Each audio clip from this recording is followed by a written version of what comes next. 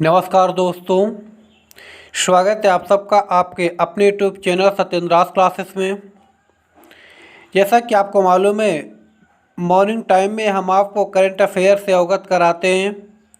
उसी current affair को आगे बढ़ाते हुए देखते हैं आज के करंट अफेयर का पहला क्वेश्चन है, बॉलीवुड के वेटरन कॉमेडियन जिन्होंने शोले फिल्म में अभिनय किया है का हाल ही में निधन हो गया। आपको बताना है कौन से वेटरन कॉमेडियन थे जिनका भी हाल ही में निधन हो गया, वो कौन थे। ठीक है, तो बताना है वो कौन थे। जगदीप। कौन थे? जगदीप। ठीक है, जगदीप को सूरमा भोपाली के नाम से भी जाना जाता है। किस नाम से जाना जाता है? सूरमा भोपाली के नाम से भी जाना जाता है। इन्होंने अमिताभ बच्चन के साथ शोले और शहंशाह जैसी फिल्मों में काम किया था। अभी इनका फिलहाल में निधन हो गया है। अगला क्वेश्चन है, निम्न में से किस सोशल मीडिया प्लेटफॉर्म ने भारतीय यूजर्स के लिए टिकटॉक जैसा फीचर रील्स लॉन्च किया है? ठीक है, बताना है। देखिए, अभी फ़िलहाल में जो टिकटॉक है उस पर बैन कर दिया गया है। इसलिए किस सोशल मीडिया ने टिकटॉक जैसा रील्स लॉन्च किया है? नाम क्या है? रील्स। ठीक है, तो बताइए किसने लॉन्च किया है? किसने लॉन्च किया है? इंस्टाग्राम ने लॉन्च किया। किसने? इंस्टाग्राम ने। ठीक है, चलिए देखते हैं इंस्टाग्राम के बारे में कुछ। इंस्टाग्राम की शुरुआत 2010 में हुई थी। कब हुई थी? 2010 में। किसने किया था? फेसबुक ने किया था। ये इंस्टाग्राम 33 भाषाओं में उपलब्ध होता है। कितनी भाषाओं में? 33 भाषाओं में उपलब्ध होता है।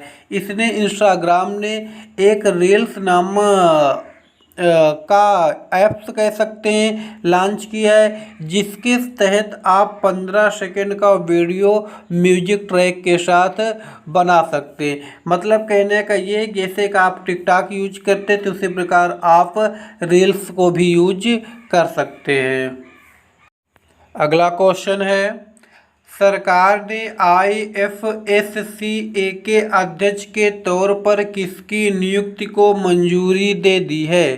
ठीक है, बताना है IFSCA। ठीक है, अंतर्राष्ट्रीय वित्तीय सेवा केंद्र प्राधिकरण के अध्यक्ष के तौर पर किसकी नियुक्ति को मंजूरी दे दी है?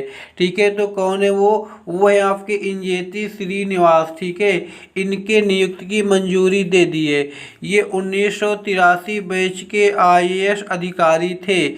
इनका कार्यकाल 3 वर्षों के लिए चुना गया है। ये 3 वर्षों के लिए चुने गए हैं।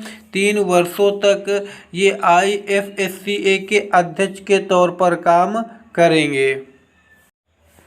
अगला क्वेश्चन है, भारतीय सेना ने हाल ही में कितने ऐप्स को बैन कर दिया है?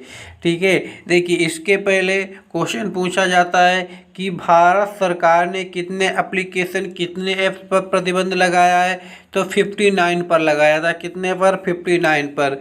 अब पूछा जा रहा है कि भारतीय सेना ने कितने ऐप्स पर बैन लगा दिया है, तो कितने पर लगाया है? भारतीय सेना ने 89 कितने पर? 89 ऐप्स पर इसने बैन लगा दिया है। ठीक है, जैसे कि आपका टिकटॉक हो गया, हेलो हो गया, कैम स्कैनर हो गया, फेसबुक हो गया, टिकटॉक हो गया, ट्रू कॉलर हो गया, इंस्टाग्राम हो गया।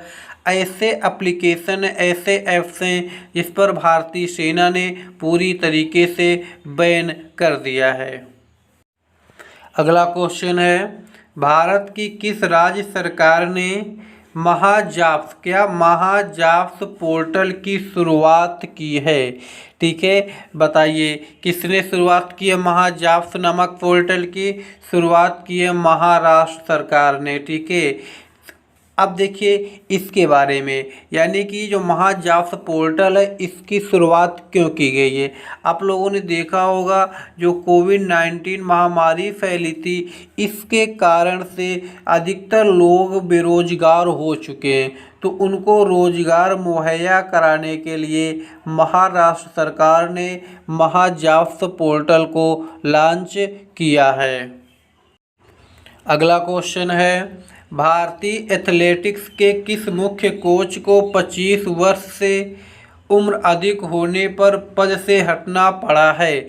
ठीक है, मतलब उनका कार्यकाल खत्म नहीं हुआ था, लेकिन उनकी जो उम्र थी वो 25 वर्ष से अधिक हो गई थी, इसलिए उनको उनके पद से हटा दिया गया है। वो कौन थे? वो थे आपके बहादुर सिंह। कौन थे? बहादुर सिंह थे। ठीक है, इनको 25 वर्ष से अधिक उम्र के होने पर एथलेटिक्स के मुख्य कोच के पद से हटा दिया गया है। अगला क्वेश्चन है, निम्न में से किस राज्य सरकार ने देहिंग पटकाई वन्य जीव अभयारण्य को एक राष्ट्रीय उद्यान के रूप में अपग्रेड करने की घोषणा की है? ठीक है, आपको बताना है मतलब क्या था। पहले वो राष्ट्रीय उद्यान नहीं था, ठीक है, अब उसको राष्ट्रीय उद्यान के रूप में अपग्रेड करने की घोषणा की है। तो किस राज्य सरकार ने? असम सरकार ने। किसने? असम सरकार ने। अब जो देहिंग पटकई वन्य जीव अभयारण्य था, इसको राष्ट्रीय उद्यान के रूप में जाना जाएगा। चलिए चलते असम। असम की कैपिटल क्या है? दिसपुर, सबको मालूम होगा। इसका गठन या स्थापना कब हुई थी? 1960 में हुई थी। कब हुई थी? 1960 में हुई थी। यहाँ के मुख्यमंत्री कौन है? सर्बानंद सोनोवाल है। कौन है? सर्बानंद सोनोवाल यहाँ के मुख्यमंत्री हैं। यहाँ के राज्यपाल कौन है? जगदीश मुखी। कौन है? जगदीश मुखी यहाँ के राज्यपाल हैं। यहाँ की जो विधानमंडल है वो कैसी है? वो है एक सदनात्मक। कैसी है? एक सदनात्मक है। इसलिए विधानसभा है, केवल विधानसभा में 126 सीटें हैं, लोकसभा में 14 सीटें और राज्यसभा में 7 सीटें। ठीक है, यहाँ का उच्च न्यायालय कहाँ है? यहाँ का उच्च न्यायालय पड़ता है आपका गुवाहाटी में। अगला क्वेश्चन है टेस्ट क्रिकेट के कितने साल के इतिहास में ऐसा पहली बार खाली स्टेडियम में बिना दर्शकों के मैच खेला गया है? ठीक है, देखिए 143 साल बाद। कितने साल बाद? 143 साल बाद इंग्लैंड और वेस्ट इंडीज के बीच। किसके बीच? इंग्लैंड और वेस्ट इंडीज के बीच अभी 8 जुलाई से, ठीक है, 8 जुलाई से आपका टेस्ट मैच खेला जा रहा है। ये कोविड-19 महामारी के कारण 4 महीने बाद ये पहला अंतर्राष्ट्रीय क्रिकेट मैच की शुरुआत हुई है, जो बिना दर्शकों के खेला जा रहा है। मतलब क्या? स्टेडियम में दर्शक अवेलेबल नहीं होंगे। तो ऐसा 143 साल बाद हो रहा है। अगला क्वेश्चन है, निम्न में से किस देश के प्रधानमंत्री एमादू गोन कुलीबली का हाल ही में 61 साल की उम्र में निधन हो गया? किसका हुआ है? एमादू गोन कुलीबली। ये कौन थे? आपको बताना है ये किस देश के प्रधानमंत्री थे। ठीक है, तो ये किस देश के प्रधानमंत्री थे? ये थे आपके आइवरी कोस्ट के। कहाँ के थे? आइवरी कोस्ट के प्रधानमंत्री थे। ठीक है, तो अब चलते हैं आइवरी कोस्ट। ठीक है, आइवरी कोस्ट के बारे में देखते हैं। आइवरी कोस्ट क्या है? एक अफ्रीकी, ठीक है, अफ्रीकी कंट्री है। कैसी कंट्री है? ये एक अफ्रीकी कंट्री है।